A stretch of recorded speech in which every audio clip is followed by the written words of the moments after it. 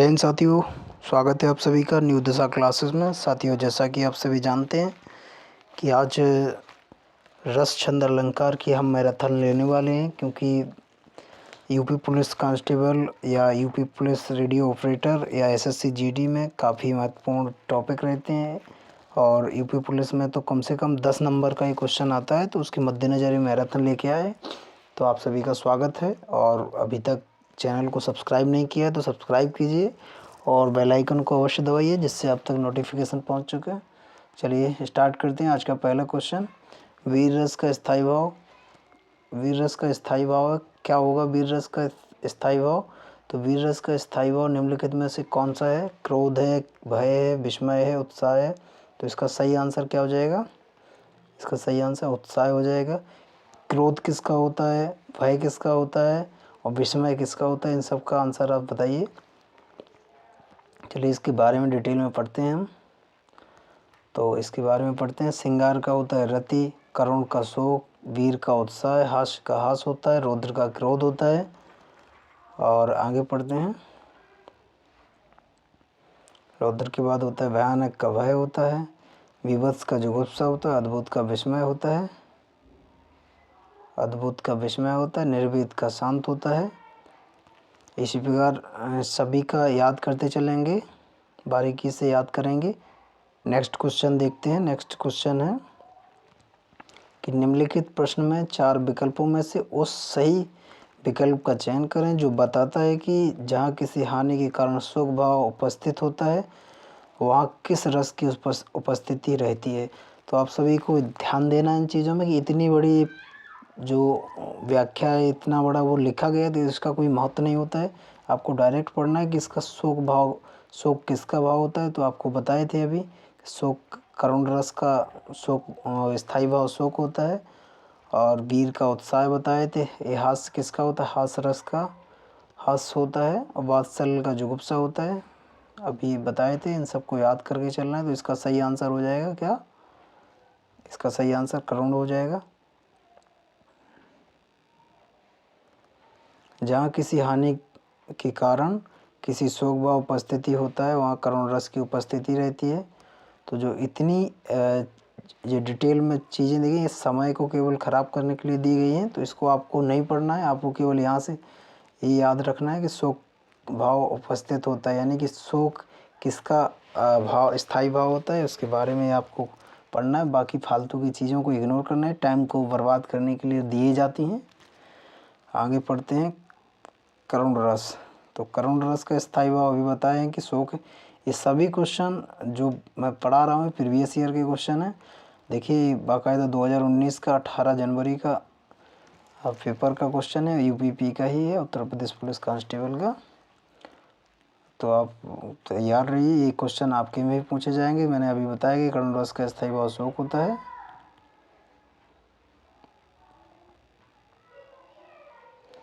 करुण रस का स्थायी भाव क्या होता है? शोक होता है।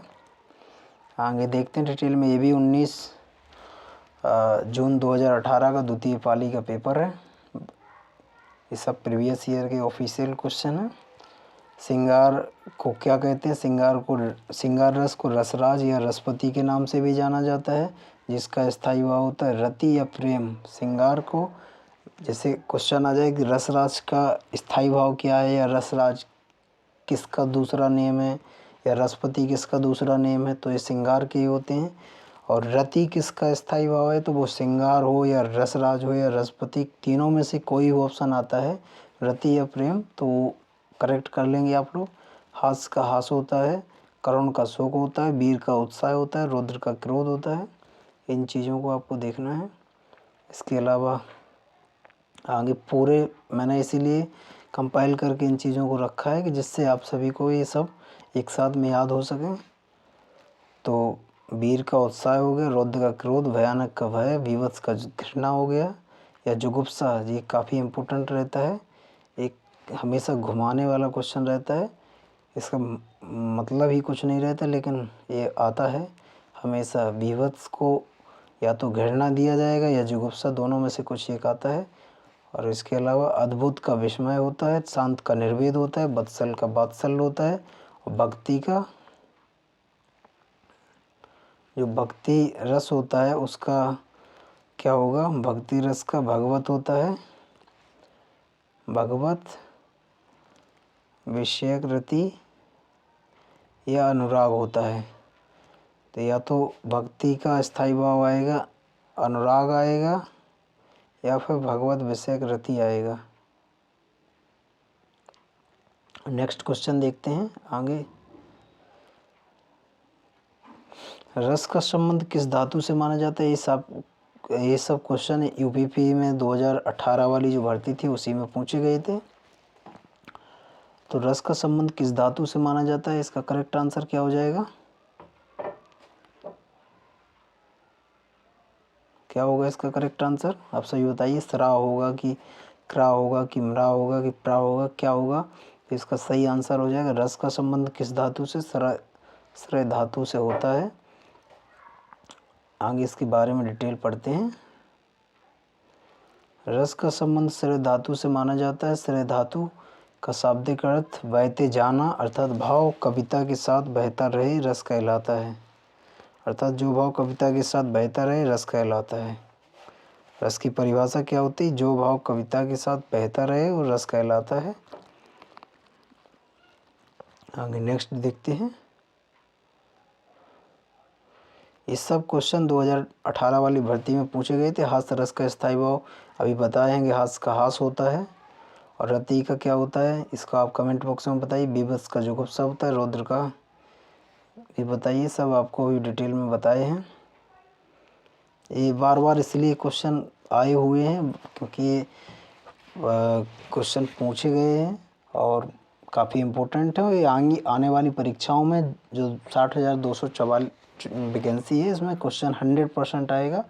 तो आपको क्लास को अंत तक देखिए जिससे कि आपको ये टॉपिक जितनी बार आप रिवीजन करेंगे ना उतनी बार आपको बहुत ज़्यादा याद हो जाएगा। तो श्रृंगार का रति होता है, हास का हास होता है, करुण का शोक होता है। इसमें इसकी डिटेल भी देगी। हास रस का स्थायी भाव हास होता है। हिंदी में स्थायी भावों की संख्या 9 है जो इस प्रकार है। तो टोटल 9 स्थायी भाव है। करुण का शोक होता है, रौद्र का क्रोध, वीर रस का उत्साह काफ़ी इम्पोर्टेंट रहता है वीर वाला, और भयानक का भय होता है स्थायी भाव है इसकी। भयानक का भय हो गया। बीभत्स का जुगुप्सा या घृणा, क्या होता है? घृणा। और अद्भुत का आश्चर्य होता है। शांत का निर्वेद, ये भी काफ़ी इम्पोर्टेंट क्वेश्चन है। शांत का क्या होता है? निर्वेद होता है। शांत का निर्वेद होता है। तो आप सभी लोग चाहें तो नोट डाउन भी कर सकते हैं, काफ़ी इम्पोर्टेंट क्वेश्चन है। नेक्स्ट क्वेश्चन देखते हैं। चमक उठी सन 57 में वो तलवार पुरानी थी। मैं रस का भेद बताइए, कौन सा रस है इसमें? आप सभी बताइएगा। चमक उठी सन 57 में वो तलवार पुरानी थी, तो कौन किसकी है वो? बताइए आप सभी। रस कौन सा रहेगा इसमें? भक्ति रस होगा कि वीर रस होगा कि हास्य रस होगा कि श्रृंगार होगा? सही आंसर क्या होगा इसका? सही आंसर हो जाएगा वीर रस, क्योंकि चमक उठी सन 57 में वो तलवार पुरानी थी। किसकी बात कर रहे हैं वो? ये आप कमेंट बॉक्स में बताइए और ये याद करते जाइए। क्वेश्चन सब पूछे गए हैं। आप चाहें तो इनको नोट डाउन भी कर सकते हैं, नहीं तो PDF में इसको सेंड कर दूंगा टेलीग्राम चैनल न्यू दिशा क्लासेस में। आप सभी टेलीग्राम चैनल को भी ज्वाइन कर लीजिए। कमेंट बॉक्स में इसकी लिंक दी गई है, डिस्क्रिप्शन भी दी गई है। नेक्स्ट क्वेश्चन देखते हैं। ये है चमक उठी सन 57 में वो तलवार पुरानी थी, वीर रस का उदाहरण है जिसका स्थायी भाव क्या होता है? उत्साह होता है। नेक्स्ट है क्वेश्चन। स्थायी भावों की संख्या मानी गई कितनी? 3 मानी गई है। 3 की, 4 की, 8 की, 9 कितनी मानी गई है? अभी मैंने तुरंत ही बताया है। तो इसका सही आंसर क्या हो जाएगा? 9 स्थायी भाव हैं। आप 9 के 9 याद कर सकते हैं, मैंने आगे पढ़ाया है। नेक्स्ट क्वेश्चन हो जाएगा। ये सब पढ़ाए हुए हैं मैंने। स्थायी भाव का अर्थ प्रधान भाव है जो विभाव अनुभाव एवं संचारी भावों के संयोग से रस की अवस्था तक पहुंचता है। काव्य या नाटक में एक स्थायी भाव शुरू से अंत तक होता है। स्थायी भावों की संख्या 9 मानी गई। ये स्थायी भाव ही रस के आधार हैं। नेक्स्ट क्वेश्चन देखते हैं। हिमाद्री तुंग तरंग से प्रबुद्ध शुद्ध भारती, स्वयं प्रभा समुज्ज्वला स्वतंत्रता पुकारती। एक किस रस का एग्जाम्पल है? तो आप सभी इसको बताइए, किस रस का एग्जाम्पल है?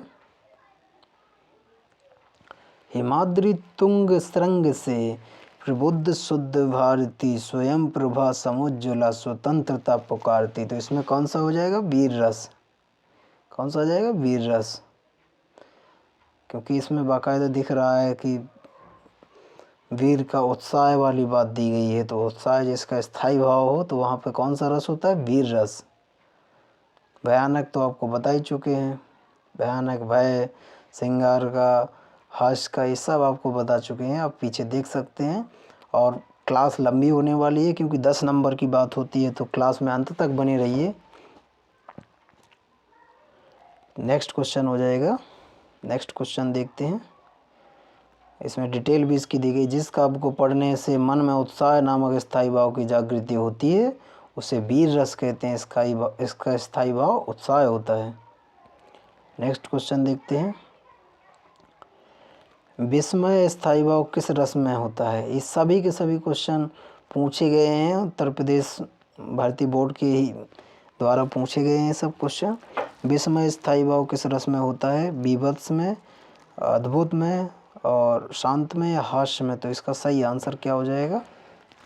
आप देखते हैं हम कौन दे रहा है। क्या हो जाएगा इसका सही आंसर? अद्भुत रस में हो जाता है। इसका क्या हो जाता है? अद्भुत। विस्मय का अद्भुत। विस्मय अद्भुत रस का स्थायी भाव है। जिस काव्य को पढ़ने से मन में विस्मय या आश्चर्य नामक स्थायी भाव की उत्पत्ति होती है वहाँ अद्भुत रस होता है। वहाँ पे कौन सा रस होता है? अद्भुत रस। तो काफ़ी इम्पोर्टेंट है अद्भुत रस, इसको भी आप लोग नोट डाउन कर सकते हैं। नेक्स्ट क्वेश्चन हो जाएगा। ये 2019 की परीक्षा में ही पूछा गया, अलग से क्वेश्चन नहीं है। तो आप सभी लोग वीडियो को लाइक कीजिए और शेयर कीजिए जिससे अन्य बच्चों तक भी पहुंच सके। डेली क्लासेस आपको मिलती रहेंगी, चैनल को सब्सक्राइब कर लीजिए। नेक्स्ट क्वेश्चन है। निम्नलिखित प्रश्न में 4 विकल्पों में से उस सही विकल्प का चयन करें जो बताता है कि संयोग और वियोग किस रस के रूप हैं।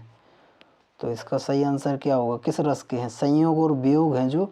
इसका सीधा सीधा देखना है, इतना डिटेल ही आपको केवल आपका समय बर्बाद करने के लिए दी गई है, इसलिए आपको इसको सबको इग्नोर करके चलना है, सीधा पढ़ना है। संयोग, क्या पढ़ना है? संयोग और वियोग किस रस के रूप हैं। तो इसका सही आंसर क्या होगा? वात्सल्य, भयानक, श्रृंगार या अद्भुत। देखते हैं कितने लोग बता पाते हैं। तो इसका सही आंसर हो जाएगा, अभी तक किसी का आंसर नहीं है, सही आंसर श्रृंगार हो जाएगा। नेक्स्ट देखते हैं। नेक्स्ट देखते हैं श्रृंगार। इसकी डिटेल देख लेते हैं डिटेल में क्या है इसका। ये भी काफ़ी इम्पोर्टेंट है, इसको आप लोग चाहें तो नोट डाउन करके अपना नोट्स भी बना सकते हैं। संयोग और वियोग श्रृंगार रस के रूप हैं। वस्तुतः नायक नायिका के सौंदर्य और प्रेम संबंधी वर्णन की परिपक्व अवस्था को श्रृंगार रस कहते हैं। क्या कहते हैं? संयोग और वियोग श्रृंगार रस के रूप हैं। वस्तुतः नायक नायिका के सौंदर्य और प्रेम संबंधी वर्णन की परिपक्व अवस्था को श्रृंगार रस कहते हैं। श्रृंगार के 2 भेद हैं। जहाँ नायक नायिका की संयोग अवस्था का उल्लेख है वहाँ संयोग श्रृंगार, तथा जहाँ नायक नायिका की वियोग अवस्था का चित्रण है वहाँ वियोग श्रृंगार है। आप सभी इसको मुझे उम्मीद है कि नोट डाउन भी कर रहे होंगे साथ साथ में। काफ़ी इम्पोर्टेंट चीज़ें हैं, आपको रिवीजन के टाइम में जब पेपर देने जाएंगे तो वो आपको बहुत ज़्यादा फ़ायदा पहुँचाएगी। नेक्स्ट क्वेश्चन देखते हैं। नेक्स्ट क्वेश्चन है। निम्न में से किस रस का स्थायी भाव शोक है? रौद्र है या वीर का, या करुण का, या भयानक का? तो इसका सही आंसर अभी बताए थे। शोक किसका होता है? करुण रस का स्थायी भाव शोक होता है। रौद्र का क्या होता है? क्रोध होता है। क्या होता है? क्रोध होता है। भयानक वीर का उत्साह होता है। क्या होता है? उत्साह होता है। भयानक का भय होता है।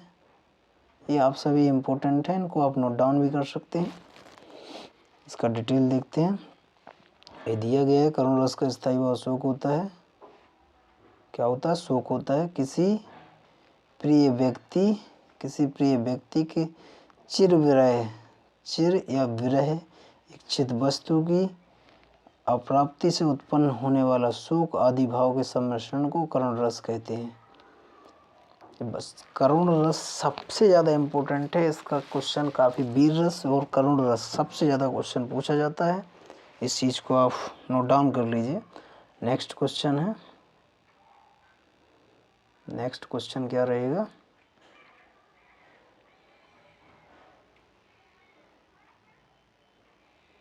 नेक्स्ट क्वेश्चन रहेगा, क्या क्वेश्चन है देखते हैं।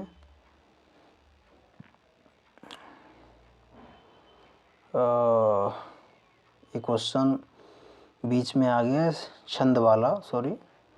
आगे देखते हैं इसके अलावा, क्योंकि आगे हम लोगों को छंद पढ़ना है ना, इसलिए छंद के क्वेश्चन आना चालू हो चुके हैं। नेक्स्ट क्वेश्चन है, दी गई पंक्तियों में रस बताइए। प्रिय पति वह मेरा प्राण प्यारा कहाँ है, दुख जल निधि में डूबी का सहारा कहाँ है। क्वेश्चन काफ़ी इम्पोर्टेंट है। प्रिय पति वह मेरा प्राण प्यारा कहाँ है, दुख जल निधि में डूबी का सहारा कहाँ है। तो इसका सही आंसर क्या हो जाएगा? कोई बता पाएगा? श्रृंगार, रौद्र, करुण, शांत। तो इसका सही आंसर क्या होगा? जब जहाँ पे जल निधि यानी दुख की जहाँ पे बात की जाए तो वहाँ पर करुण रस होता है, जिसका स्थायी भाव क्या होता है? शोक होता है, शोक। रौद्र का क्रोध होता है, शांत का भी क्या होता है? श्रृंगार का क्या होता है? ये सब आप कमेंट बॉक्स में बताएंगे। क्या है इसका डिटेल देख लेते हैं, क्योंकि आगे हम लोग अब छंद पढ़ने वाले हैं। किसी प्रिय व्यक्ति के चिर विरह अथवा इच्छित वस्तु की अप्राप्ति से उत्पन्न होने वाले शोक आदि भावों के सम्मिश्रण को करुण रस कहते हैं। अर्थात शोक स्थायी भाव, विभाव, अनुभव तथा संचारी भाव के संयोग से करुण रस की दशा को प्राप्त होता है, अतः दी गई पंक्तियों में करुण रस है। नेक्स्ट हम लोग छंद की शुरुआत करते हैं। अभी तक हमने काफ़ी क्वेश्चन रस के किए हैं, अब छंद की शुरुआत करते हैं। तो छंद की जितने भी प्रीवियस ईयर के क्वेश्चन हैं वो सभी छंद के अभी एक ही साथ में हम कर लेते हैं। तो दामनी दमक रहे ना घन माही, दामनी दमक रह ना घन माही, खल के प्रीत जथा थिर नाही। इन पंक्तियों में कौन सा छंद है? सवैया है, दोहा है, चौपाई है, सोरठा है, कौन सा है? इसका करेक्ट आंसर क्या हो जाएगा? आप लोगों ने उम्मीद है कि छंद शायद पढ़ लिए होंगे, क्योंकि तैयारी जिसकी चल रही होगी वो सब पढ़ के चल रहा होगा। तो इसका सही आंसर क्या होगा? इसका सही आंसर क्या होगा? काउंटिंग करने पे इसका आंसर निकल आएगा। तो पहले तो आप ये बताइए कि इसमें कितनी मात्राएं हैं? 2, 3, 4, 5, 6, 7, 8, 9, 10, 2, 12, 12, 14 और 16। यानी इसमें पहले चरण में 16 और 2, 4, 6, 7, 8, 9, 10, इसमें भी 16, दोनों में 16 16, यानी कि क्या हो जाएगा? चौपाई। क्योंकि दोहे में तो कितनी रहती हैं? दोहे का आप बताइए। 13 11 कितनी रहेंगी? 13 11। और सोरठा जस्ट इसका उल्टा होता है। सोरठा क्या होता है? सोरठा क्या होता है? उल्टा। उसमें क्या रहती हैं? 11 13। यानी क्वेश्चन आता है कि दोहे का उल्टा सोरठा, यानी दोहे का उल्टा छंद सोरठा होता है क्योंकि उसमें 11 13 मात्राएं होती हैं। तो इसका सही आंसर क्या हो जाएगा? चौपाई। वैसे भी लग रहा है दामनी दमक रही, दामनी दमक रहना घन माही, खल के प्रीत जथा थिर नाही। वैसे भी चौपाई है। तो इसकी हम व्याख्या पढ़ लेते हैं। क्या है देखिए, वही रहेगा कि 2 1 3 ये सब इसकी निकाली गई मात्राएं कितनी रहेंगी इसमें। इसमें भी 16 रहेंगी, इसमें भी 16, यानी उपर्युक्त में चौपाई छंद है, इसके प्रत्येक चरण में 16-16 मात्राएं, और तथा अंत में 2 गुरु वर्ण होते हैं। अंत में 2 गुरु वर्ण का मतलब ए, यह एक मात्रिक छंद है, यानी यह एक मात्रिक छंद है। नेक्स्ट देखते हैं, क्वेश्चन है दोहा के प्रथम चरण में कितनी मात्राएं होती हैं। जस्ट अभी हाल मैंने बताया है ऊपर, दोहा के प्रथम चरण में कितनी मात्राएं होती हैं, 11 होती हैं कि 13 होती हैं कि 12 होती हैं कि 14। तो दोहा में कितनी होती हैं, पहले चरण में कितनी होती हैं बताइए, जल्दी बताइए आप लोग। और वीडियो को शेयर कीजिए, वीडियो को लाइक भी कीजिए, चैनल अभी तक सब्सक्राइब नहीं किया तो सब्सक्राइब भी कर लीजिए, जिससे कि आप तक वीडियो हमेशा पहुंचता रहे। दोहा के प्रथम चरण में कितनी मात्राएं होती हैं, दोहा के प्रथम चरण में 13 मात्राएं होती हैं, यानी कि 13-11 मात्राएं रहती हैं। द्वितीय चरण में 11 मात्राएं, और इसका जस्ट उल्टा क्या होता है, सोरठा होता है, सोरठा। नेक्स्ट क्वेश्चन देखते हैं, इसकी व्याख्या भी पढ़ लेते हैं। दोहा एक अर्ध सम्मात्रिक छंद है, इसके प्रथम और तृतीय चरण में 13-13 मात्राएं, और तथा द्वितीय और चतुर्थ चरण में 11-11 मात्राएं होती हैं, यानी कि इसमें 4 चरण होते हैं। दोहे में कितने चरण होते हैं, 4। तो पहले और तीसरे में 13-13 मात्राएं, और दूसरे और चौथे चरण में 11-11 मात्राएं, यानी कि कहने का तात्पर्य कि 13-11 क्या होता है, ये होता है दोहा। क्या होता है, दोहा। और इसका जस्ट उल्टा क्या होता है, सोरठा, उसमें क्या रहती हैं, 11-13।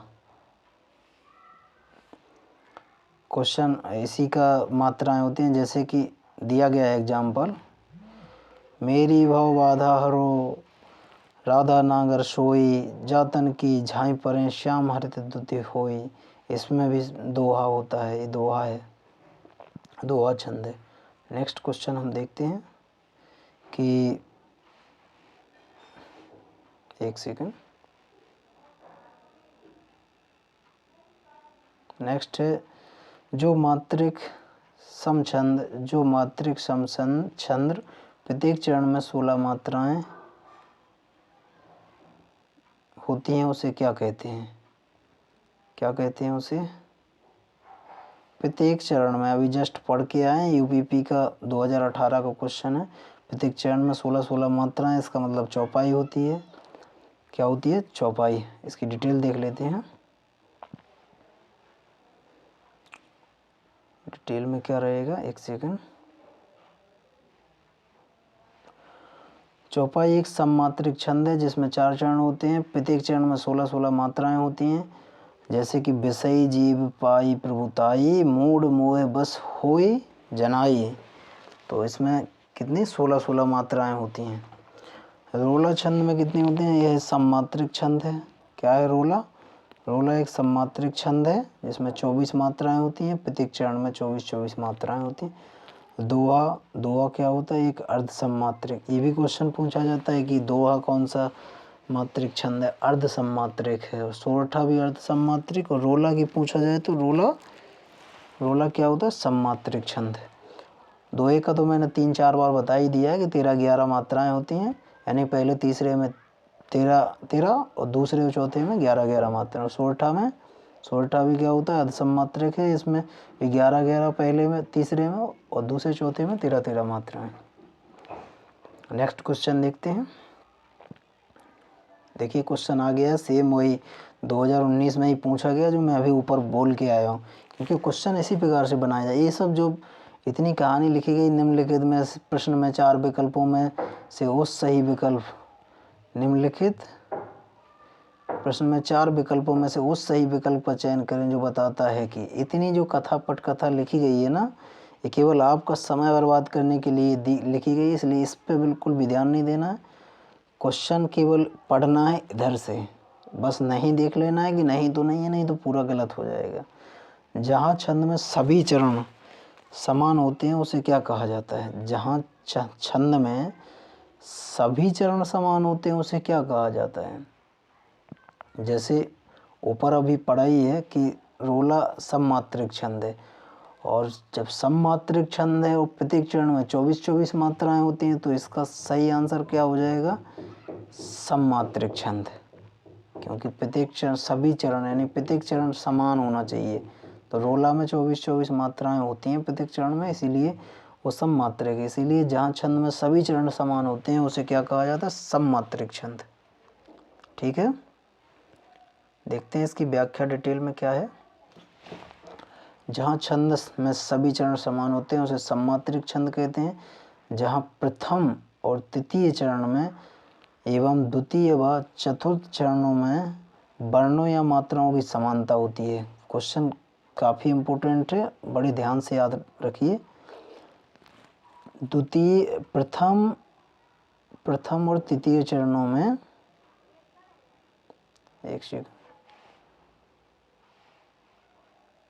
प्रथम और तृतीय चरणों में एवं द्वितीय व चतुर्थ चरणों में वर्णों एवं मात्राओं की समानता होती है, वहाँ अर्ध सममात्रिक छंद होता है। किसकी समानता होना चाहिए?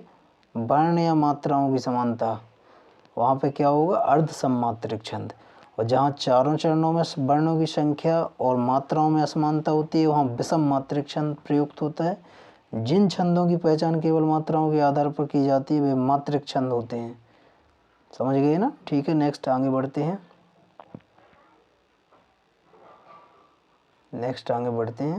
क्वेश्चन है, एक छंद में कितने चरण होते हैं?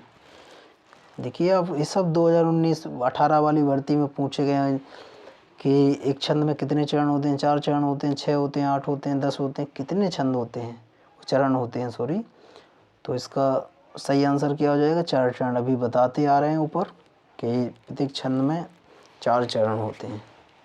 ठीक है, इसकी व्याख्या दी गई है। प्रायः एक छंद में 4 चरण होते हैं। जिन रचनाओं में वर्ण, मात्रा, यति, गति, तुक आदि पर बल दिया जाता है वे छंद कहलाते हैं। छंद को काव्य का कलेवर या शरीर तथा रस को काव्य की आत्मा कहा जाता है। छंद को क्या कहा जाता है? काव्य का कलेवर या शरीर। छंद को काव्य का कलेवर या शरीर कहा जाता है और रस को काव्य की आत्मा कहा जाता है। ये भी काफ़ी इम्पोर्टेंट है, इसको आप नोट डाउन कर सकते हैं। नेक्स्ट है, नेक्स्ट क्वेश्चन है, कुंडलीय छंद में कितने चरण होते हैं? कुंडलीय में 10 चरण होते हैं कि 6 होते हैं, 3 होते हैं, 4 होते हैं? कितने होते हैं? छंद कोई भी हो उसमें 4 ही चरण होंगे। ठीक है, सॉरी, कुंडलीय छंद में कितने चरण होते हैं? चरण की बात कर रहा है वो, तो उसमें 6 चरण होते हैं। ठीक है, नेक्स्ट करेंगे, इसकी डिटेल पढ़ लेते हैं। कुंडलीय में 6 चरण होते हैं। कुंडलीय विषम मात्रिक संयुक्त छंद है जो दोहा और रोला छंदों को मिलाने से बनता है। इस छंद की प्रथम चरण की रचना दोहे से और अंतिम चरण की रचना रोला में होती है। नेक्स्ट क्वेश्चन देखते हैं। नेक्स्ट क्वेश्चन है, चौपाई की प्रत्येक चरण में कितनी मात्राएं होती हैं? चौपाई के प्रत्येक चरण में कितनी मात्राएं होती हैं? इसका सही आंसर क्या हो जाएगा? कितनी बार एक क्वेश्चन रिपीट हो चुका है, सब 2018 की यूपी पुलिस के पूछे गए क्वेश्चन है, तो अभी बताया 3-4 बार। इसका आंसर हो जाएगा 16। चौपाई के प्रत्येक चरण में 16 मात्राएं होती हैं, 4 चरण होते हैं। इसकी डिटेल देखते हैं। डिटेल में वही लिखा गया, चौपाई के प्रत्येक चरण में 16 मात्राएं होती हैं। 16 मात्राएं होती हैं। वंदे गुरु पद पद्म परागा और सुरुच सुभाष सरस अनुरागा, ये चौपाई होती है, रामायण की चौपाई है। नेक्स्ट क्वेश्चन रहेगा,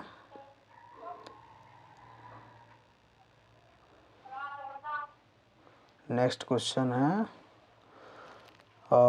शिल्पगत आधार पर दोहे से उल्टा छंद है। ये काफ़ी इम्पोर्टेंट क्वेश्चन है, एक पूछा ही जाता है हमेशा, कोई एग्जाम हो अगर छंद आते हैं तो क्वेश्चन हमेशा रहेगा। और सीधा इसका ज़्यादा दिमाग नहीं लगाना है। क्वेश्चन रहेगा क्या? दोहे से उल्टा, दोहे का उल्टा सोरठा। ठीक है, इसकी डिटेल दी गई, कुछ ज़्यादा इम्पोर्टेंट नहीं है। ये क्वेश्चन देख लेंगे। अंतिम क्वेश्चन चल रहे हैं, इसके बाद अलंकार पढ़ेंगे हम सब। और निज भाषा उन्नत हैं सब उन्नति के मूल, बिन निज भाषा ज्ञान के मिटे नहीं के सूल। क्या होगा, कौन सा छंद है इसमें, बताइए आप लोग कमेंट बॉक्स में। कौन सा छंद होगा कमेंट बॉक्स में बताइए। तो आप चाहें तो इसको निकाल सकते हैं कि क्या क्या रहता है, कौन में 13-11 मात्राएं, तो इसका सही आंसर हो जाएगा दोहा।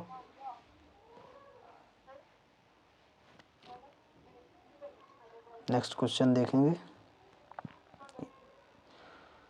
नेक्स्ट क्वेश्चन रहेगा, एक सेकंड। नेक्स्ट क्वेश्चन है, सुन सिय सत्य आशीष हमारी, पूजे मन कामना तुम्हारी। उक्त पंक्ति में कौन सा है, तो बाकायदा लग रही है कि चौपाई है, तो ये चौपाई आंसर हो जाएगा। बाकी आप गिन सकते हैं मात्राओं को। तो यहाँ पर हमारा छंद का टॉपिक ख़त्म होता है। इसके बाद हम अलंकार पर चलते हैं। यहाँ से हम अलंकार की शुरुआत करते हैं। अलंकार का पहला क्वेश्चन है, मुदित मनोहर मानस देखा। पंक्ति में उक्त अलंकार है, मुदित मनोहर मानस देखा। पंक्ति में अलंकार है, क्या होगा। जहाँ पे मुदित मनोहर मानस, ये अनुप्रास अलंकार का उदाहरण है, क्योंकि माँ अनुप्रास अलंकार का उदाहरण है, क्योंकि माँ और माँ उमा, जहाँ पर एक वर्ण की आवृत्ति बार बार हो वहाँ पे अनुप्रास अलंकार होता है, माँ माँ माँ, इसलिए यहाँ पे अनुप्रास अलंकार है। इसकी व्याख्या हम लोग देख लेते हैं क्या रहेगा। एक साथ में सभी अलंकार की परिभाषा, डेफिनेशन इसमें दी गई है। मुदित मनोहर मानस देखा, पंक्ति में माँ वर्ण की आवृत्ति बार बार हुई है, अतः यहाँ अनुप्रास अलंकार होगा। जब एक अनुप्रास की परिभाषा क्या होती है बताया हूँ मैं आपको, अनुप्रास की परिभाषा। एक सेकंड। जब एक ही वर्णों की आवृत्ति होती है तब अनुप्रास अलंकार होता है। जैसे चार चंद की चंचल किरणें, यानी चा चा चा। नेक्स्ट देखते हैं यमक अलंकार की परिभाषा। यमक अलंकार की क्या है, जहाँ एक शब्द एक से अधिक बार आए तथा प्रत्येक जगह उसके अर्थ भिन्न हो तो वहाँ यमक अलंकार होता है। सूर तुलसी शशि उड्डयन के सब दास। यहाँ पर कनक कनकति सौगुनी मादकता अधिका, ये भी ज़्यादातर एग्जाम्पल आता है, उदाहरण इसका यमक अलंकार का, कनक कनकति सौगुनी मादक। नेक्स्ट देखते हैं उपमा अलंकार। उपमा अलंकार क्या होता है, जब उपमेय और उपमान में तुलना किया जाता है तथा वाचक शब्द सो, सम, सरिस, से आदि से समान धर्म का वर्णन हो तो वहाँ उपमा अलंकार होता है। जैसे मुख चंद्र सा है, मुख चंद्र सा सुंदर है, यानी सा यहाँ आ गया तो समझ जाओ कि यहाँ जो वाचक शब्द है उपमा अलंकार है। ठीक है। नेक्स्ट देखते हैं रूपक अलंकार। जहाँ उपमेय उपमान में भेद रहित, यानी कोई भेद ना हो, भेद रहित आरोप हो, वहाँ रूपक अलंकार होता है। जैसे चरण कमल बंदो हरिराई, एक इसका है रूपक का उदाहरण है। नेक्स्ट क्वेश्चन देखते हैं। नेक्स्ट क्वेश्चन है, निम्नलिखित प्रश्नों में चार विकल्पों में से उस सही विकल्प का चयन करें जो दिए गए पद के उचित अलंकार रूप का सबसे अच्छा विकल्प है। रघुपति राघव राजा राम, रघुपति राघव राजा राम, पतित सुपावन सीता राम। ये किसकी पंक्ति थी, महात्मा गांधी जी इसका वर्णन करते थे। तो इतना आपको ये जो डिटेल में दिया गया है ना, इतना, ये सब केवल आपका टाइम बर्बाद करने के लिए, समय को बर्बाद करने के लिए, इसलिए आपको अलंकार रूप का सबसे अच्छा विकल्प है, यानी रघुपति राघव राजा राम में कौन सा अलंकार है, यानी रा वर्ण की आवृत्ति बार बार हुई है, देख लीजिए आप। इसलिए यहाँ पे कोई ना तो यमक, यमक में क्या होता है, शब्द की, क्या होता है, शब्द की आवृत्ति होती है। उपमा में वाचक शब्द होता है, इसमें कोई वाचक शब्द नहीं है। और रूपक में कोई भेद रहित आरोप ना हो, इसलिए ये भी नहीं हो सकता। तो डायरेक्ट आंसर अनुप्रास होता है। जहाँ पे एक वर्ण की आवृत्ति बार बार हो वहाँ पे अनुप्रास अलंकार होता है। जैसे कि इसकी डिटेल दी गई है, व्याख्या पढ़ लेते हैं। रघुपति राजा राघव राजा राम इस पद्यांश में अनुप्रास अलंकार प्रयुक्त है। अनुप्रास अलंकार के अंतर्गत किसी पंक्ति में वर्णों की आवृत्ति होती है। आवृत्ति का अर्थ है किसी वर्ण का एक से अधिक बार आना। यहाँ रा वर्ण की आवृत्ति 4 बार है, अतः यहाँ अनुप्रास अलंकार का होना सिद्ध होता है। नेक्स्ट क्वेश्चन देखते हैं। नेक्स्ट क्वेश्चन है निम्नलिखित में कौन सा शब्द अलंकार है। निम्नलिखित में कौन सा शब्द अलंकार है। ये क्वेश्चन काफ़ी बार पूछे जाते हैं, ये सब यूपी पुलिस 2018-19 के हैं। तो इसका सही आंसर क्या हो जाएगा, रूपक। शब्द अलंकार का भेद है रूपक। इसकी व्याख्या पढ़ लेते हैं। शब्द अलंकार, अलंकार कितने प्रकार के होते हैं, 2 प्रकार के, शब्द अलंकार, अर्थ अलंकार। अलंकार कहते किसे हैं, काव्य की शोभा बढ़ाने वाले शब्दों को अलंकार कहते हैं। अलंकार के मुख्य 2 भेद होते हैं, शब्द अलंकार और अर्थ अलंकार। शब्द अलंकार जहाँ किसी पंक्ति या कविता में शब्दों के कारण रमणीयता आती है, वहाँ शब्द अलंकार होता है। शब्द अलंकार के मुख्य भेद हैं अनुप्रास। शब्द अलंकार में अनुप्रास आता है, क्या क्या आता है एक बार देख लेते हैं। अनुप्रास, एक सेकंड, अनुप्रास, यमक, श्लेष, वक्रोक्ति, पुनरुक्ति, प्रकाश, वीप्सा, ये सब किसके हैं, शब्द अलंकार के। इम्पोर्टेंट याद कर लीजिए, अनुप्रास, यमक, श्लेष और वक्रोक्ति। ये 4 क्वेश्चन चारों पूछे जाते हैं कि निम्नलिखित में शब्द अलंकार और अर्थालंकार कौन है। तो अनुप्रास, यमक, श्लेष, वक्रोक्ति को छोड़ के जितने भी रहेंगे वो सब क्या रहेंगे, अर्थालंकार रहेंगे। तो शब्द अलंकार हो गया ना। नेक्स्ट देखते हैं अर्थालंकार। अर्थालंकार क्या होता है, जहाँ किसी पंक्ति या कविता में अर्थ के कारण रमणीयता आती है। अर्थ के कारण, यहाँ पे शब्दों के कारण, यहाँ पे शब्द अलंकार में शब्दों के कारण रमणीयता है, ठीक है। और यहाँ पर अर्थ के कारण, यहाँ पे अर्थ के कारण रमणीयता है, तो वहाँ पे अर्थालंकार। अर्थालंकार की मुख्य भेद उपमा, रूपक, उत्प्रेक्षा, व्यतिरेक, अतिशयोक्ति, दृष्टांत, भ्रांतिमान, संदेश, उल्लेख, ये सब होते हैं। इसलिए आपको याद करने के लिए आपको बताएं ना, तो केवल ये 4 याद कर लीजिए, अनुप्रास, यमक, श्लेष, वक्रोक्ति। ये 4 अगर 4 के अलावा कोई भी है तो वो सब अर्थालंकार के भेद होते हैं, ठीक है। नेक्स्ट क्वेश्चन देखते हैं। नेक्स्ट देखते हैं, एक सेकंड। नेक्स्ट क्वेश्चन है, निम्नलिखित प्रश्न में क्या है, निम्नलिखित प्रश्न में 4 विकल्पों में से उस सही विकल्प का चयन करें जो दिए गए गद्य पद्य। हम बता रहे हैं ना, इनका कोई महत्व नहीं है। इन सबको केवल आपका समय बर्बाद करने के लिए आपको 2 घंटा मिलेगा, 150 क्वेश्चन मिलेंगे, उसमें आपको OMR में फिल भी करना रहेगा। इसलिए आप केवल और केवल मेन चीज़ पे ध्यान रखें। जैसे कि आपको केवल और केवल फोकस करना है, तरनी, तनुजा, तट, तमाल, तरवर, बहुछाये में कौन सा अलंकार है, ये क्वेश्चन पूछा गया है। ऑप्शन पे जाइए, ऑप्शन जो रहे तो इसका सही आंसर क्या होगा, अनुप्रास अलंकार होगा कि यमक होगा कि श्लेष होगा कि उपमा होगा।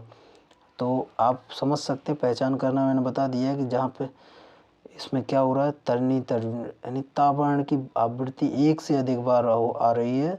जहाँ पे एक वर्ण की आवृत्ति बार बार आए वहाँ पे अनुप्रास अलंकार, जहाँ पे शब्द की हो वहाँ पे यमक अलंकार। तो इसका सही आंसर क्या होगा, अनुप्रास अलंकार। इसकी व्याख्या दी गई है, वही ता वर्ण की आवृत्ति 5 बार हुई है, इसलिए यहाँ पे अनुप्रास अलंकार, ठीक है। नेक्स्ट क्वेश्चन देखते हैं। नेक्स्ट क्वेश्चन रहेगा, जहाँ एक ही वर्ण की बार बार आवृत्ति हो वहाँ पर सीधा आंसर अनुप्रास अलंकार। शब्द की हो यमक अलंकार, शब्द की बार बार आवृत्ति हो यमक अलंकार, जहाँ पे कोई शब्द का अर्थ चिपका हुआ हो वहाँ पर श्लेष अलंकार, ठीक है। ये जहाँ वाचक शब्द कहीं समझ में आए वहाँ पर उपमा अलंकार। इसका सही आंसर क्या हो जाएगा? अनुप्रास अलंकार, ठीक है। नेक्स्ट क्वेश्चन देखेंगे। ये वही दिया गया है, डिटेल इसका समझाया गया है। आपको अगर नहीं समझ में आए तो फिर से इसको पढ़ लेना। जहाँ पर एक ही वर्ण की आवृत्ति हो वहाँ पर अनुप्रास अलंकार। मुदित महीपति मंदिर आए, माँ वर्ण की आवृत्ति बार बार हुई है इसलिए यहाँ पर अनुप्रास अलंकार। सेवक सचिव सुमंत बुलाए, यानी सा वर्ण की आवृत्ति। यमक अलंकार की परिभाषा क्या है? जहाँ एक शब्द की आवृत्ति दो या दो से अधिक बार हो किंतु उनके अर्थ भिन्न होते हैं वहाँ पे यमक अलंकार होता है। जैसे कनक कनकते सौगुनी मादकता अधिकार, वही खाए बोराए नर यही पाए बोराए। एक कनक का अर्थ होता है सोना और एक कनक का अर्थ होता है धतूरा, इसलिए एक शब्द की आवृत्ति दो या दो से अधिक बार आए हो तो वहाँ पे यमक अलंकार होता है, ठीक है ना। अर्थ दोनों के भिन्न होना चाहिए। नेक्स्ट क्वेश्चन देखते हैं, इसका और देख लेते हैं। अलंकार और डिटेल में दिए गए हैं, आप पढ़ सकते हैं इसको। आप चाहें तो इसको नोट डाउन भी कर सकते हैं। ये रिवीजन के टाइम पे काफ़ी इम्पोर्टेंट, वो रिवीजन के टाइम पे कम समय रहता है इसलिए रिवीजन में काफ़ी सहयोग प्रदान कर सकते हैं। नेक्स्ट देखते हैं श्लेष अलंकार। श्लेष अलंकार जिस वाक्य या पंक्ति में एक ही शब्द के अनेक अर्थ होते हैं वहाँ श्लेष अलंकार। इसको मोटी भाषा में कहते हैं अर्थ जहाँ पर चिपका हुआ हो, ठीक है ना। रहमन पानी राखिए बिन पानी सब सून, और पानी गए न उबरे मोती मानस चून।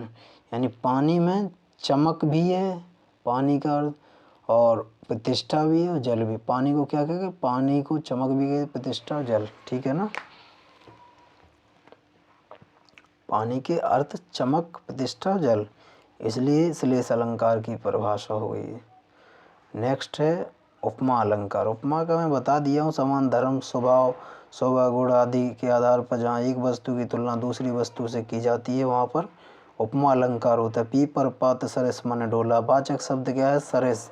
जैसे इसको पकड़ेंगे वाचक शब्द को तुरंत उपमा अलंकार पर टिक कर देंगे। नेक्स्ट हो जाएगा, क्या हो जाएगा नेक्स्ट?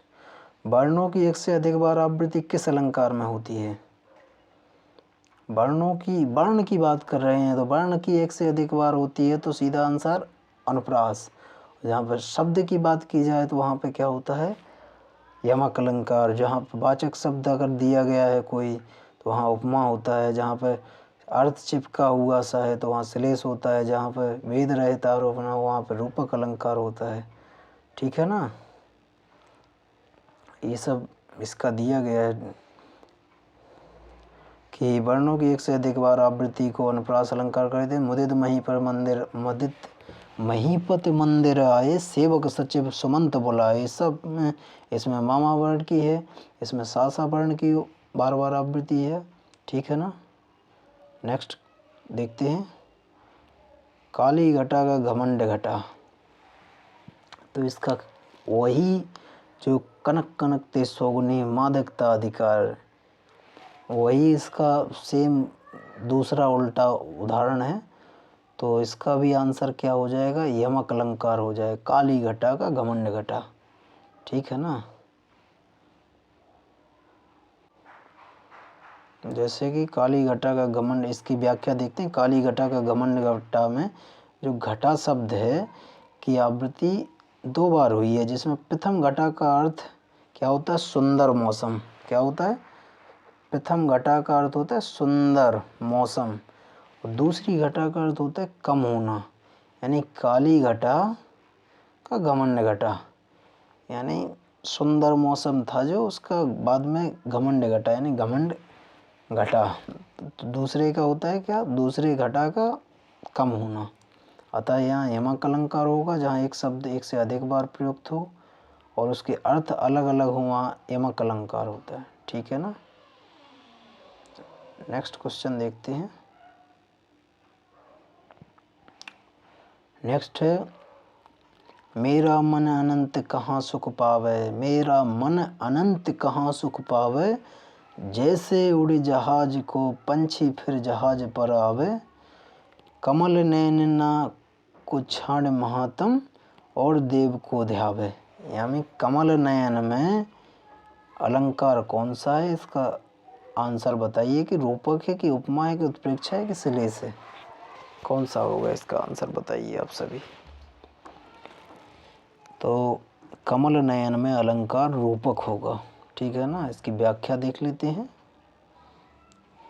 कमल नयन में रूपक अलंकार है जहाँ पर उपमेय को ही उपमान का रूप दिया जाए, वहाँ रूपक अलंकार होता है। जहाँ कवि के शब्दों में उपमेय उपमान जहाँ एक ही रूप कहा है, उपमेय उपमान जहाँ एक ही रूप कहा है, ये कवि के शब्दों में कहा गया है। कमल नयन में नयन को कमल स्वीकार किया गया है। नेक्स्ट क्वेश्चन है, जल्दी जल्दी करते हैं क्योंकि काफ़ी लंबी मैराथन होने वाली है। रेखांकित पंक्ति में अलंकार है, तो जो क्वेश्चन दिए गए थे ये वाले, इसको अच्छे से पढ़ लेते तो ज़्यादा ठीक रहता। कि जैसे उड़ी जहाज को, यानी निर्देश जो दिया गया है निर्देश, इसको पढ़ना बहुत इम्पोर्टेंट। 761 और 762 दी गई पंक्तियों को पढ़कर प्रश्नों का उत्तर दें, यानी इसी का दूसरा क्वेश्चन है 762। सॉरी, रेखांकित पंक्ति में कौन सा अलंकार है?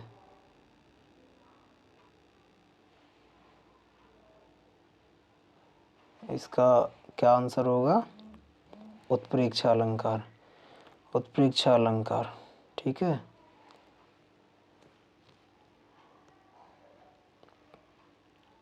एक सेकंड, ठीक है। जो जैसे उड़ी जहाज को पंछी फिर, जैसे उड़ी जहाज को पंछी में कौन सा अलंकार है? तो इसका सही आंसर हो जाएगा क्या? उत्प्रेक्षा अलंकार। रेखांकित पंक्ति में उत्प्रेक्षा अलंकार है जहाँ उपमेय में उपमान से भिन्नता होते हुए भी उपमान की संभावना की जाती है, वहाँ उत्प्रेक्षा अलंकार होता है। जैसे मनु, उत्प्रेक्षा अलंकार पहचानने की सबसे अच्छे वाचक शब्द हैं इनके मनु, जनु, मनु मानो, जनु जानो, ये सब इसी के हैं, इसलिए इसको पहचान के आंसर दिया जा सकता है, ठीक है। नेक्स्ट क्वेश्चन देखते हैं।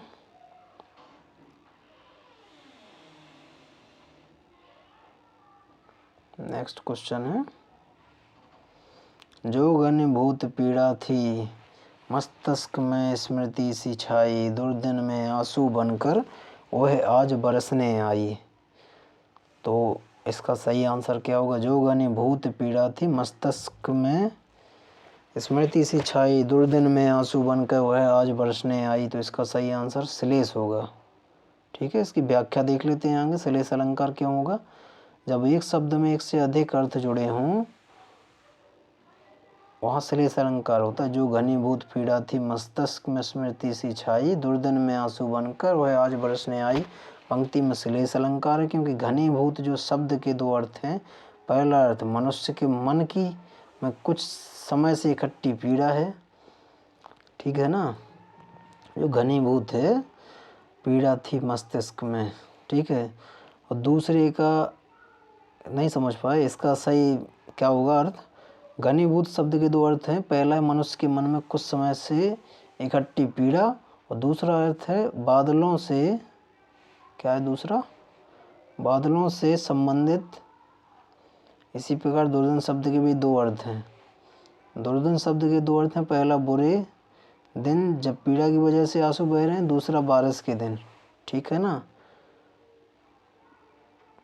आप लोग का वीडियो को लाइक भी कीजिए, शेयर भी कीजिए अपने दोस्तों के पास।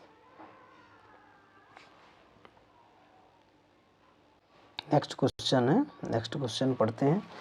फूल सी सुकोमल, फूल सी सुकोमल मृदु भावमयी देवयानी, कच के बिना न जी सकेगी यह निश्चित है। उक्त पंक्ति में कौन सा अलंकार है? तो इसका सही आंसर क्या होगा? आप लोग अगर अच्छे से समझते आ रहे होंगे, इसमें उपमा अलंकार है, ठीक है ना। ये सब यूपी भर्ती बोर्ड के क्वेश्चन है, यूपी पुलिस भर्ती बोर्ड के जितने भी हैं प्रीवियस ईयर के, इन्हीं में से क्वेश्चन बार बार रिपीट होते हैं। इसलिए आप लोग क्लास को लास्ट से अंत तक एंड तक देखते रहिए, ठीक है ना। ये दी गई इसकी व्याख्या, फूल सी सुकोमल मृदु भावमयी देवयानी कच के बिना न जी सकेगी, यह निश्चित है। पंक्ति में उपमा अलंकार है किसी समानतावाचक पद के द्वारा, जहाँ उपमेय का उपमान के साथ समान धर्म का प्रतिपादन हो वहाँ उपमा अलंकार होता है। नेक्स्ट क्वेश्चन देखते हैं। नेक्स्ट क्वेश्चन है, सोअत ओढ़े पीत पट श्याम सलोने गात, मनो नील मणि शैल पर आतप पर प्रभात। तो इसका सही आंसर क्या हो जाएगा? मनो इस शब्द जैसे ही हमने पकड़ा तो जनु जानो, क्या जनु जानो और मनु मानो, जैसे ये चार शब्द पकड़े में आएंगे तो ये किसके वाचक शब्द हैं? तो आप कहेंगे उत्प्रेक्षा अलंकार। तो यहाँ पे क्या हो जाएगा? उत्प्रेक्षा अलंकार। जैसे ही हमने मनु मानो मानो पकड़ लिया तो वहाँ पे उत्प्रेक्षा अलंकार, ठीक है।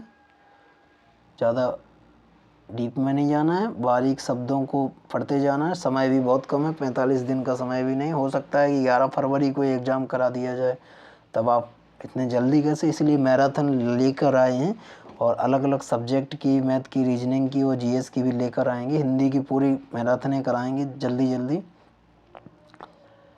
तो इसकी व्याख्या देख लेते हैं। जब उपमेय में उपमान की संभावना व्यक्त की जाए तो वहाँ उत्प्रेक्षा अलंकार होता है। बोधक शब्द मानो, मनो यानी मनो मानो, मनऊ यानी जनु जानो, जनऊ, ये शब्द अगर पाए कहीं भी आपको मिलते हैं तो वहाँ पर उत्प्रेक्षा अलंकार होगा। आपको ज़्यादा नहीं पढ़ना है डीप में। सोअत ओढ़े पीतपट श्याम सलोने गात, मनो नील मणि शैल पर, तुरंत मार दो। मनो जैसे देखा तो उत्प्रेक्षा अलंकार। मुखचंद मानो, मानो जैसे पकड़े क्या होगा? उत्प्रेक्षा अलंकार, ठीक है ना। डीप में नहीं जाना आपको ज़्यादा। नेक्स्ट क्वेश्चन हो जाएगा क्या?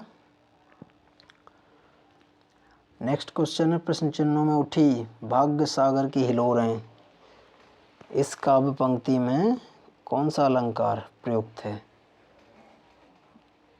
तो कौन सा अलंकार हो जाएगा इसका? इसका आंसर हो जाएगा डी, रूपक। पहली चीज़ तो ये जो डैश लगा है ना, स्लैश, ये रूपक की पहचान ही है, ठीक है ना। ये रूपक अलंकार हो जाएगा। जहाँ पर उपमेय और उपमेय पर उपमान का भेद रहित आरोप हो, यानी जहाँ उपमेय पर उपमान का अभेद आरोप हो वहाँ पर रूपक अलंकार होता है। प्रश्नगण पंक्तियों में रूपक अलंकार है, क्योंकि यहाँ उपमेय भाग्य पर उपमान सागर की हिलोरें का अभेद आरोप है। नेक्स्ट क्वेश्चन देखते हैं।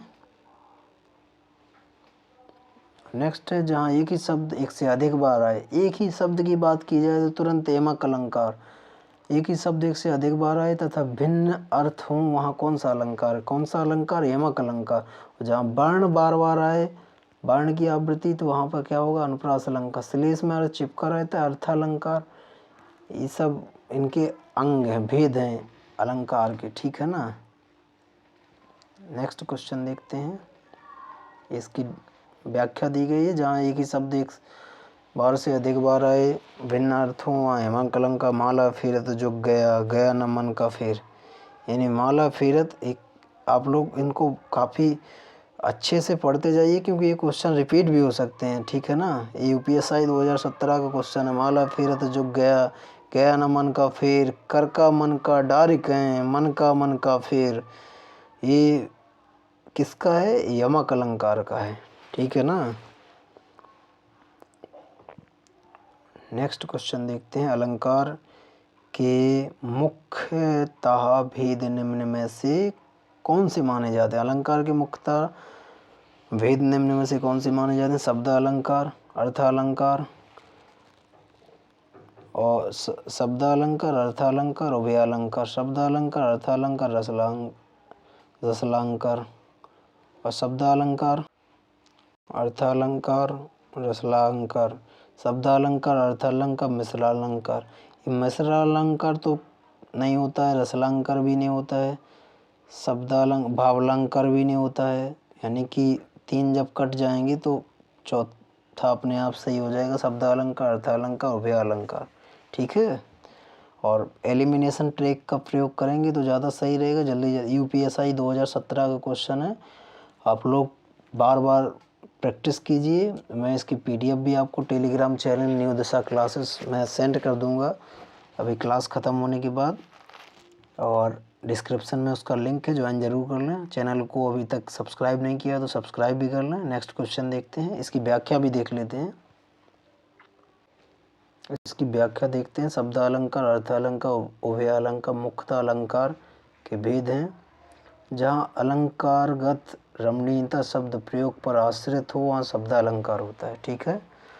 अनुप्रास एक सेकंड, अनुप्रास, यमक, श्लेष और वक्रोक्ति, मैंने बताया था ना ये शब्दालंकार के भेद हैं। बाकी इसको छोड़ के जितने भी हैं ना वो सब के सब शब्दालंकार, वो अर्थालंकार के भेद हैं। ठीक है ना।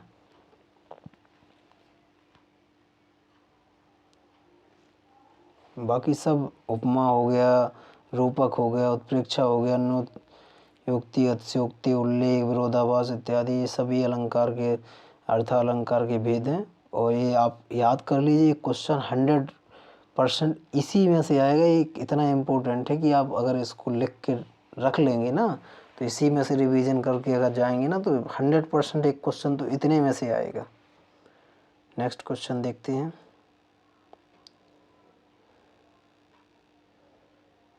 नेक्स्ट क्वेश्चन है, इनमें से कौन सा अर्थालंकार का भेद नहीं है? कौन सा नहीं है? ये जो यमक है ना, यमक, श्लेष, वक्रोक्ति, ये सब के सब शब्दालंकार के भेद हैं। ठीक है ना। ये जो अभी ऊपर पढ़ के आप बोले ना, ये बार बार रिपीट, देखो 2017 में फिर से ये क्वेश्चन बार बार हर शिफ्ट में क्वेश्चन आते हैं, इसलिए आप इसको पढ़ के जाएंगे अच्छे से। मुझे उम्मीद है कि आप लोग इस सबको पढ़ के जाएंगे। एक क्वेश्चन 2-2 3-3 बार रिपीट होता है। नाक का मोती अधर की कांति से, बीज दाड़िम का समझकर भ्रांति से। नाक का मोती अधर की कांति से, बीज दाड़िम का समझकर भ्रांति से। देखकर सहसा हुआ सुख मौन है, सोचता है अन्न सुख यह कौन है। इस पंक्ति में प्रयुक्त अलंकार कौन सा है?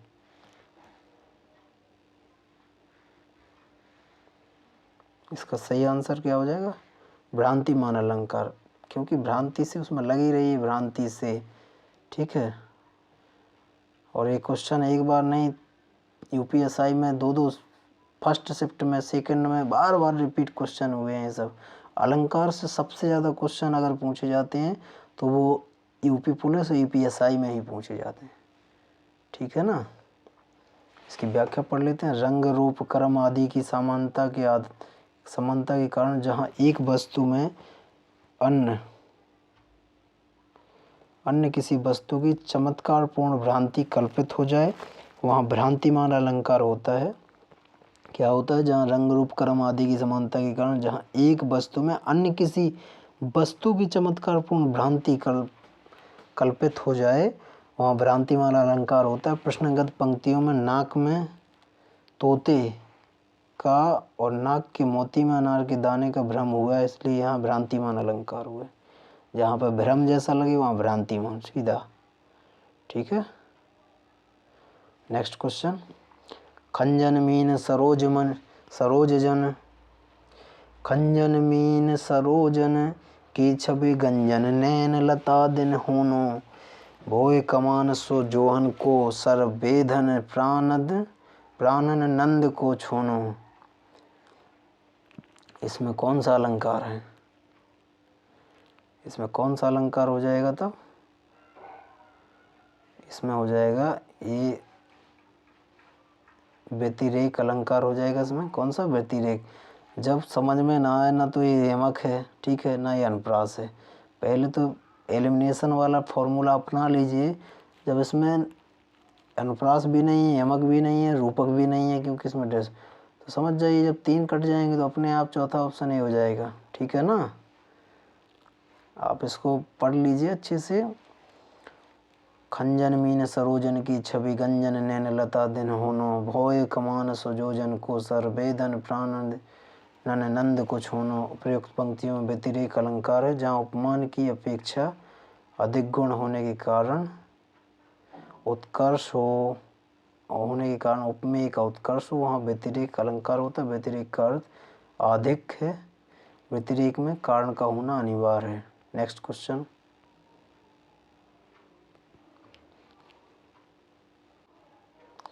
नेक्स्ट क्वेश्चन है जहाँ अमानव में मानवीय गुणों का आरोपण हो, वहाँ डेस माना जाता है। क्या माना जाता है? मानवीकरण। जहाँ मानव मानवीय गुणों का आरोपण हो तो वहाँ मानवीकरण अलंकार माना जाता है, सीधी बात। ठीक है, नेक्स्ट क्वेश्चन देखते हैं, इसकी व्याख्या देख लेते हैं। जहाँ जड़ वस्तुओं या प्रकृति में मानवीय गुणों का आरोपण हो वहाँ मानवीकरण अलंकार माना जाता है। जैसे जगी, वनस्पतियाँ, अलसाएँ, मुख धोती शीतल जल से, जयशंकर प्रसाद जी की पंक्तियाँ हैं। नेक्स्ट क्वेश्चन देखते हैं। जहाँ उपमेय में उपमान की संभावना प्रकट की जाए वहाँ पर क्या होता है? कौन सा अलंकार होता है? आंसर बताइए आप सभी लोग। वहाँ पर उत्प्रेक्षा अलंकार होता है। जहाँ उपमेय में उपमान की क्या संभावना, उत्प्रेक्षा में क्या होता है? संभावना प्रकट की जाती है। अनुप्रास में वर्ण की बार बार, श्लेष में अर्थ चिपका रहता है। क्या रहता है? अर्थ चिपका सा। ठीक है, नेक्स्ट,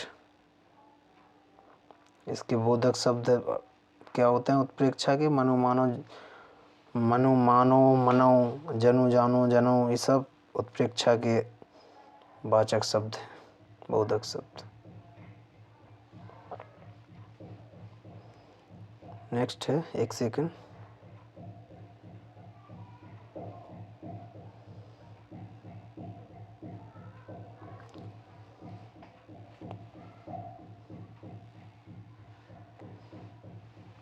मैया मैं तो चंद्र खिलौना ले हूँ, पंक्ति में कौन सा अलंकार है?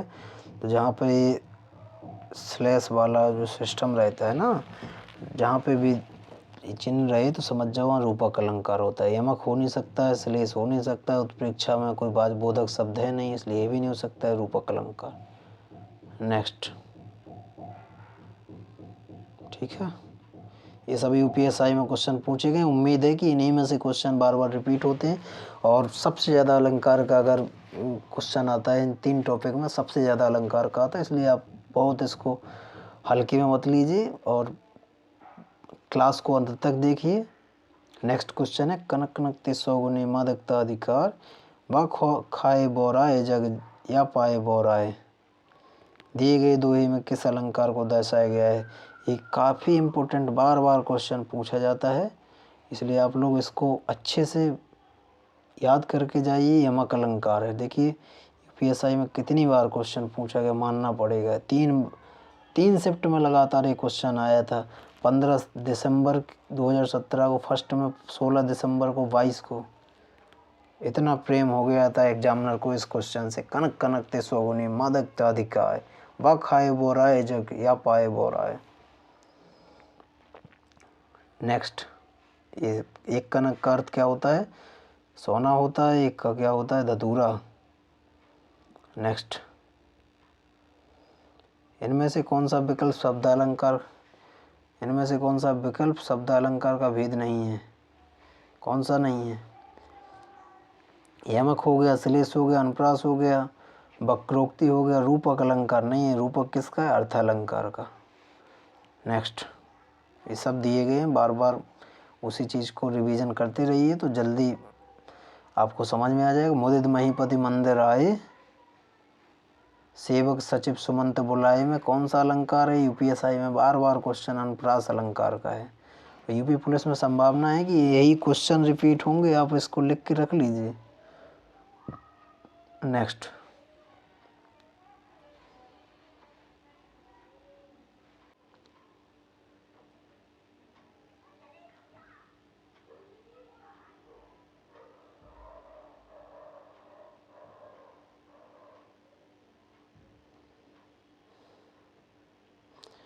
नेक्स्ट है, देश दशा रघुबीर की वृक्ष फूट फूट कर रोए, इस पंक्ति में प्रयुक्त अलंकार कौन सा है? कौन सा अलंकार है इसमें? तो इसका सही आंसर क्या होगा? मानवीकरण अलंकार, जो हम पहले पढ़ाए थे वही इसका आंसर है। देश दशा रघुबीर की वृक्ष फूट फूट कर रोए, इसमें पंक्ति में कौन सा अलंकार? मानवीकरण अलंकार है। नेक्स्ट क्वेश्चन देखते हैं।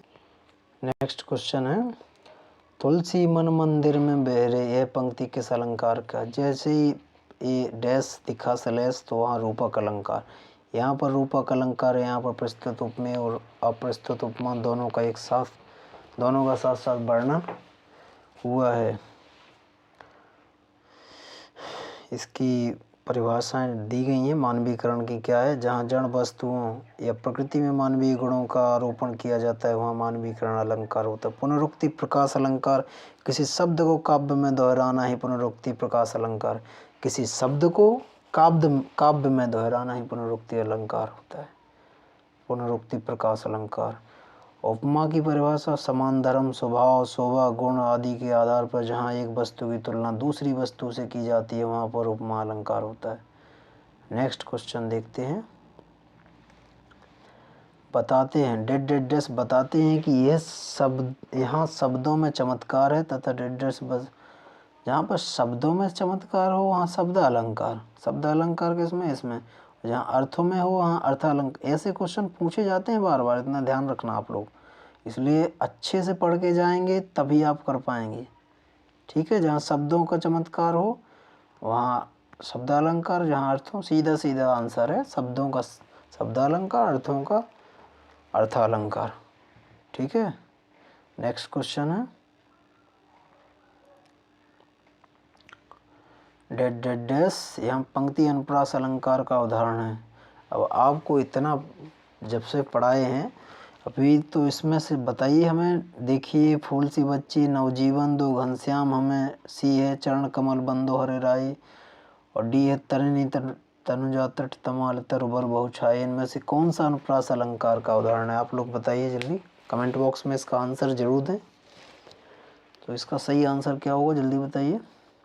इसका सही आंसर हो जाएगा तरनी तनुजा तट तमाल तरुवर। ता वर्ण की आवृत्ति जब बार बार हो वहाँ पे अनुप्रास अलंकार होता है। यहाँ पे रूपक होगा क्योंकि यहाँ से रूपक अलंकार, ठीक है। यहाँ चरण कमल है, यहाँ पे क्या होगा इसको आप कमेंट बॉक्स में बताएं। नेक्स्ट क्वेश्चन, नेक्स्ट और अंतिम क्वेश्चन है, इसका आंसर कमेंट बॉक्स में आपको देना है। ये अलंकार के लास्ट क्वेश्चन है, जो इसको बता पाएगा वही यूपी पुलिस की वैकेंसी में 10 में से 10 क्वेश्चन करके आएगा। ये लास्ट क्वेश्चन है आज की मैराथन का। तो इसका सही आंसर क्या होगा? डेड डेड से पंक्ति यमक अलंकार का भेद नहीं है। सूरज है जग का बुझा, 3 बेर खाती थी वो 3 बेर खाती है, कर का मन का डार दे, मन का फेर, खग कुल कुल कुल सा बोल रहा। इसमें कौन सा यमक अलंकार का भेद नहीं है, यानी यमक अलंकार का उदाहरण है, इनमें से कौन सा नहीं है उसको आपको कमेंट बॉक्स में बताना है। जो बताएगा मैं समझ जाऊंगा कि वो अच्छे से पढ़ाई कर रहा है, प्रिपरेशन कर रहा है, वो हिंदी में अच्छा स्कोर कर पाएगा। और आप कमेंट बॉक्स में बताइए ज़रूर कि आपके कितने में कितने क्वेश्चन सही हुए हैं। और वीडियो को ज़्यादा से ज़्यादा शेयर कीजिए। इस चैनल अभी तक सब्सक्राइब नहीं किया है तो सब्सक्राइब कीजिए, वीडियो को लाइक कीजिए। मिलते हैं नेक्स्ट मैराथन क्लास में, तब तक के लिए धन्यवाद। जय हिंद, जय भारत।